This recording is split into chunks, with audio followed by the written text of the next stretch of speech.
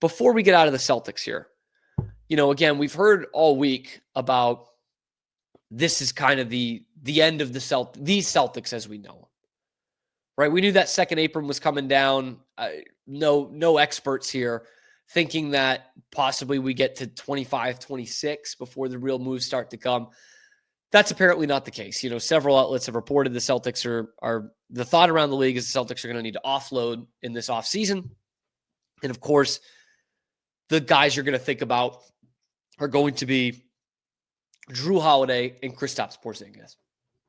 And it stinks. There's nobody that you really want to get rid of on this team. I mean, Sam Hauser's another one who's owed $10 million next year, and maybe Baylor Shireman can be your Sam Hauser, but I don't think we've seen enough of that yet. And Peyton Pritchard obviously would account for some of the aggregate scoring and such. But this does feel like kind of a last dance opportunity for this iteration of the Celtics, this Celtics team that Brad Stevens has built and that Joe Mazzulla has perfected. And I thought about this over the weekend.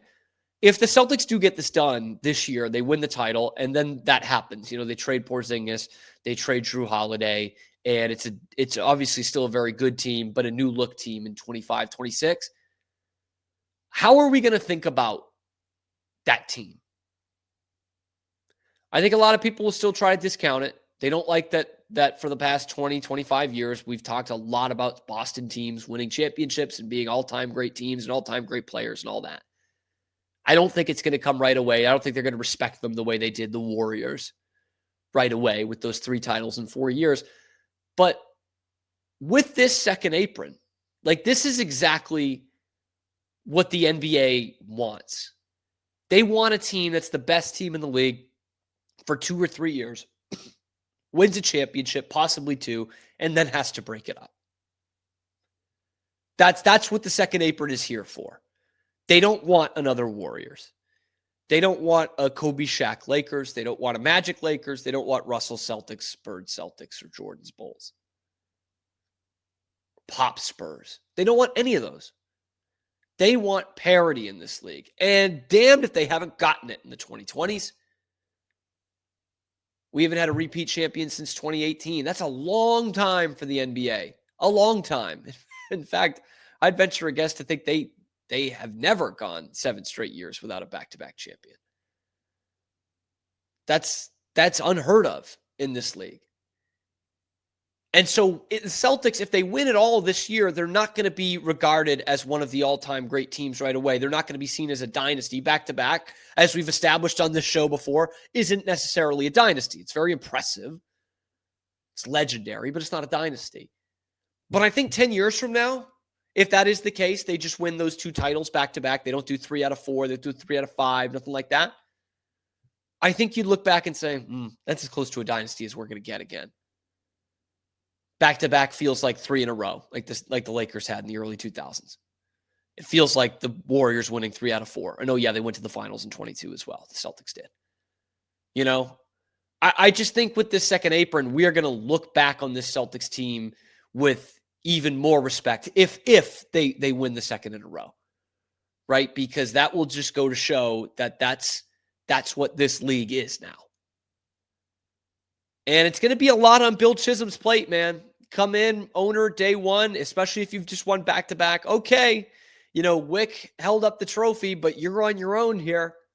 Go and figure it out. Who's the guy you want to cut out of this thing?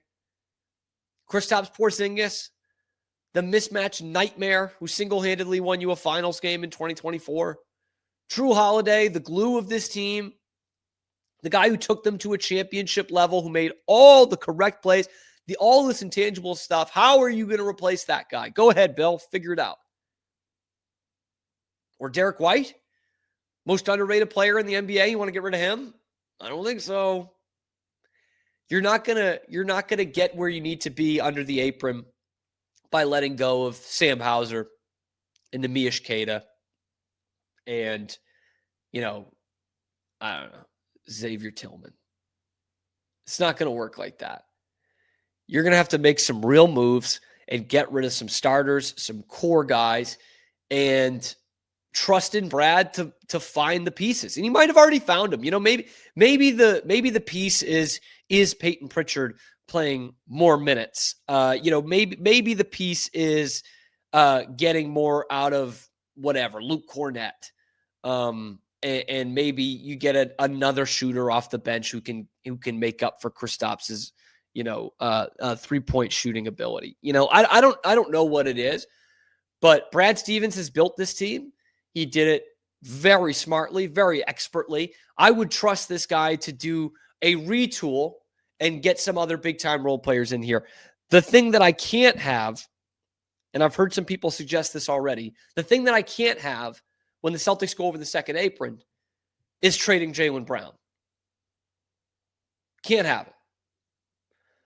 The conventional wisdom with that is, hey, you've got to trade somebody. There's nobody that you really want to trade off this championship team, but the one with the most trade value far and away is Jaylen Brown. So why don't you see what you can get for Jaylen Brown, get that draft capital in the future, and this, that, and the other. I understand it conceptually. I definitely understand why that would be your line of thinking.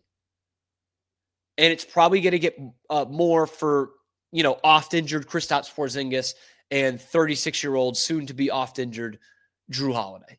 You're going to get more for Jaylen Brown. You're going to get a big-time haul for Jaylen Brown and maybe even a max-level guy. But you look at the history of NBA champions, and I think they mentioned this in Celtic City. I think Wick was talking about it with the 08 team. Like, the algorithm is you've got to have 2 top 20 players in this league to get there. And I love Derek White. I love Kristaps Porzingis, even though he's not having a great postseason. But if you trade Jaylen Brown and keep one of those 2 guys, you don't have 2 top 20 players. Or maybe you could do it for Kevin Durant. Who knows how much time he's got left. But maybe you still force Durant to be a top 20 player in this league. Getting rid of one who's still in his prime, no matter the draft capital you can get, I think to me is a foolish move. And you've already seen that you can build a championship team around these guys. You had a lot of good players. You still had, Porzingis and Holiday and White and Al Horford. But those are the guys, It's Tatum and Brown. That's who you're building around. I'm trying to think of what a comp would be. It would be like, those early 2000s Lakers, being like, yeah, but we need to trade one of Kobe or Shaq to keep this thing going. They needed to trade Shaq because he wanted out, and that's what happened. And the thing didn't keep going. Could you imagine the Spurs saying, you know what, we need to trade Tony Parker. We could get rid of Bruce Bowen and Big Shot Bob and some of these guys, but what we really need to do is get rid of Tony Parker. And find, because he's going to bring us the most draft capital. They didn't, and look what happened. They continued to win championships. Trading Jaylen Brown is not the answer to this problem. And they are going to have to make some moves anyway, but we'll see what Big Balls Bill Chisholm's going to do. You want to be the guy that keeps this championship team on the floor? You want to be the local hero? You're going to get ready to cut some big checks here because the second apron is coming. We knew it was coming for the Celtics. Again, we thought we might get another year out of it. We're not going to. It starts this summer. But for right now, Celtics need to sweep the Knicks and get that second championship banner so we can talk about them being a new age dynasty in the NBA. Let me know what you think down in the comments below. Who should the Celtics get rid of? How would you feel about this team if they did get to back-to-back titles in this new second apron era? Let me know in the comments. Be sure to like the video, subscribe to the channel. It's completely free, and it helps us out a ton because only about 10% of you that are watching are actually subscribed. We're bringing you nothing but Boston sports takes 5 days a week, live here on YouTube at high noon Eastern time, and then wherever you get your podcasts. Check out the other videos on the channel on YouTube. I'm your host, Cam Stewart. Zach Burke keeps us on the air 5 days a week.